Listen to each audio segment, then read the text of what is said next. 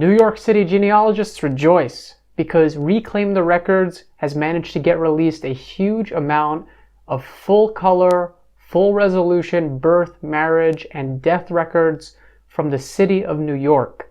And this is from all the boroughs, and on this episode I'm going to show you how to access those records. Now, before we begin, you might be asking, who are Reclaim the Records? And what they are is a non-profit organization that advocates local governments and local repositories to release their records for public consumption, because they believe, as do I, that the more records that are available to the public, the better.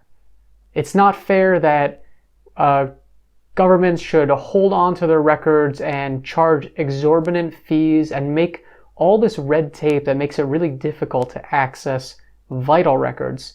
So they've been using like freedom of information requests to those governments to get them released, and this is one of their most successful ones to date. So without further delay, I'm Yona Paley and I believe genealogy is fun, and let's get into it.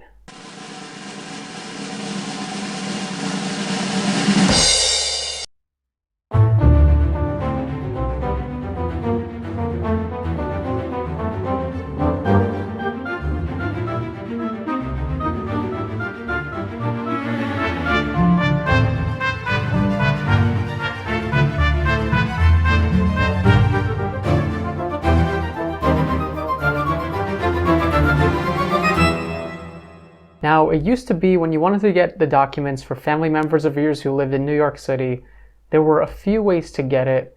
One of them was to order it directly from New York City, and this was a process that, depending on your luck, could either take, a week or two, or it could take a whole lot longer, depending on whether the record was well indexed or not. Then there was another option, which was through Family Search to use their family history library remote access. And that is, I'm going to show you right here. So it used to be, and it still is, that if you want to get records from Family History Library, you can go to a Mormon church and go use their computers, which will allow you to access photos of a lot of the documents that are on Family Search. But this requires going to a physical location, and especially during times of COVID, not a lot of people were very interested in going to physical locations. So what they introduced is this remote lookup service. And what you would do is you would go request a lookup, and you fill out all the information. You fill out your name, you fill out your email address, and then you would have to go request the book, you would have to go request the image, and then you would have to go find the document on Family Search, and then go find the image number as well as the film number, and you'd have to enter all this information, tell them what type of record it was, and after hopefully a few days, but sometimes up to a week or two, you get emailed the image. So this was very helpful, but the problem is that it took a long time to get access to the actual document. Now, if you go to the website for the New York Historical Vital Records, you'll see that it is, here I'll change the screen to show you, the website is a860-historicalvitalrecords.nyc.gov/search, and I'm going to leave a link to that in the description box as well. But what you can do here is there are a few options. You can browse through the records and you can search, which we're going to be using the search function. But before you begin, it's really important to go click on this Digital Vital Records link, because what this is going to show you is what is available.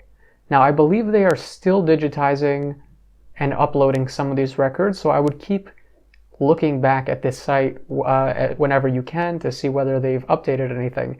But there's 3 different tabs for births, marriage, and deaths. So you can see here that Bronx has, these years of births, and then Brooklyn has these, Manhattan, Queens, and Staten Island. And the same goes for deaths. You can see over here what years are digitized, and then marriages. Now, with marriages, there are both certificates and marriage licenses. There are way fewer years available for marriage licenses. So as you can see, the certificates are available for a pretty big span of time. The licenses, the Bronx doesn't even have any. And then you've got a few years where the licenses are available, though Staten Island actually has a huge amount of those. And what I'm going to be showing you is a marriage license, because this is one of the best documents that you can find for your family. It's got tons of really great information, and they tend to be a little bit more detailed than the marriage certificates. So let's have a look at my second great-granduncle, William Singer, who came from Klášter pod Znijevom in Slovakia. He was the brother of my ancestor, Jeanette Singer, and what I've got for him is his marriage license index on Ancestry.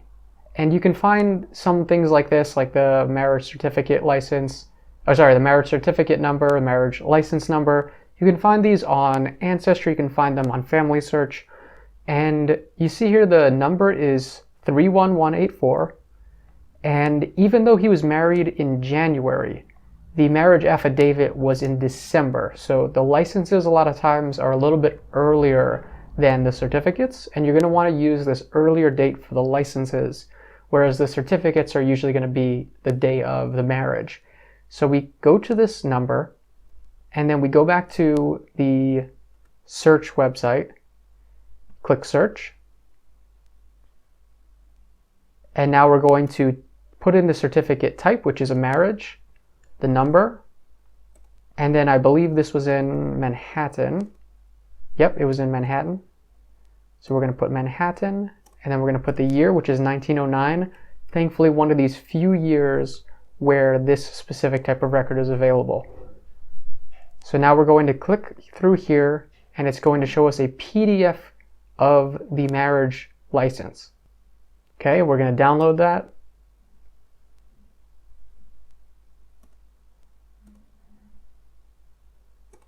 And then if we open it up over here, we're going to find the entire marriage license. I mean, look at this. Multiple pages. We've got the name of the bride and the groom.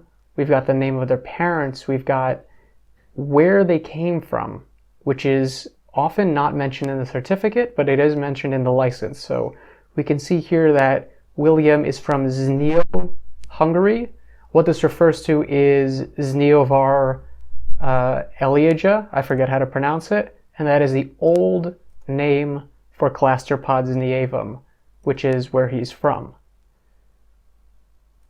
So we can see here that this is a really, really valuable tool because you can get this full quality image. I mean, this is just incredible. This would have taken you days or even weeks to get, and sometimes you'd have to pay for it. Now you can just get it in person by just going onto this website.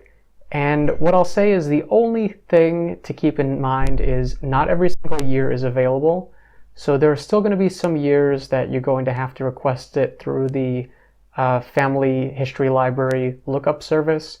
And most of these records, I believe, they have through about 1947, 1948, somewhere around there.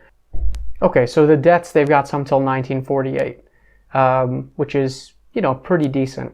So there you go. That is an extremely valuable tool for New York City genealogists. Now you can skip all of the boring steps of having to request records and things like that. You can just go straight to the website, download it directly, and have a full quality, full color image at your fingertips in just a matter of seconds. If you found this episode useful, make sure to leave it a thumbs up and subscribe to the YouTube channel. Also, make sure to follow me on social media. I've got links to my Twitter and my Instagram in the description box below. So thank you so much for watching, and I'll get you next time.